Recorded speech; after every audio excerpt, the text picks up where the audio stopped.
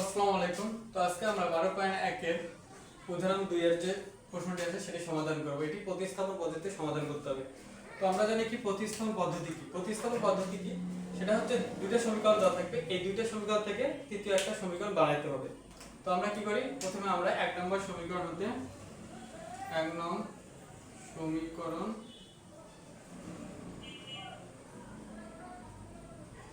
হতে পাই কি দেওয়া আছে 2x প্লাস y ইকুয়াল কত 8। তো এখানে আমরা কি করব, y টাকে বাম পক্ষে রাখবো, তাহলে y ইকুয়াল হবে কত 8 মাইনাস 2x। এটা হচ্ছে আমাদের 3 নম্বর সমীকরণ। তো এই যে y এর যে মানটা হলো, এই y এর মানটা 2 নম্বর সমীকরণে বসাবো। তাহলে লিখি যে 2 নং সমীকরণে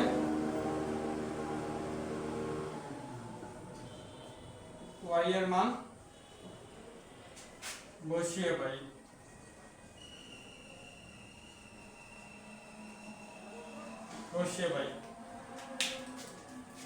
তো 2 নং সমীকরণ কি দেওয়া আছে 3x 2y ইকুয়াল টু কত 5।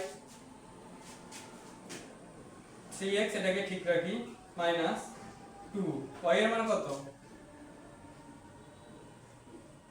8 মাইনাস 2x ইকুয়াল কত 5।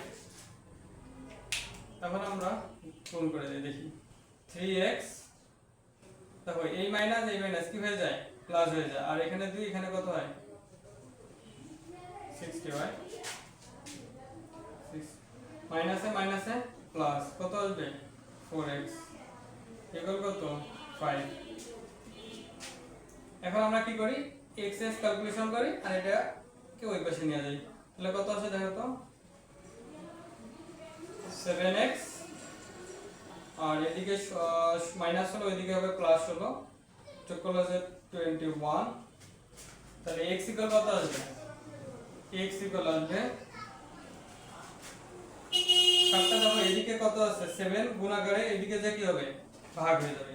তাহলে 21 ভাগ 7, তাহলে x ইকুয়াল টু কত 3 সাথে 21 মানে 3। এটা বললাম x এর মান। এখন আমাদের কি করতে হবে y এর মান বের করতে হবে। তো আমরা কি করি x এর যে মানটা আছে x এর মান 1 নম্বর সমীকরণে বসাই। 1 নং সমীকরণে বসিয়ে পাই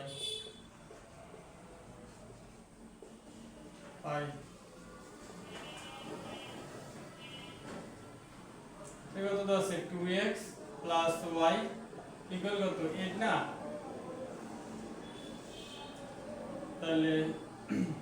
তাহলে কি আছে দেখো 2 ইনটু x এর মান কত 3 প্লাস y ইকুয়াল টু কত 8। y ইকুয়াল টু কত হবে 3 দুগুণা 6, এদিকে কত মাইনাস হয়ে যাবে -6। তাহলে y ইকুয়াল টু কত 2। তাহলে x, y ইকুয়াল টু কত 3, 2। এটাই কি অ্যানসার।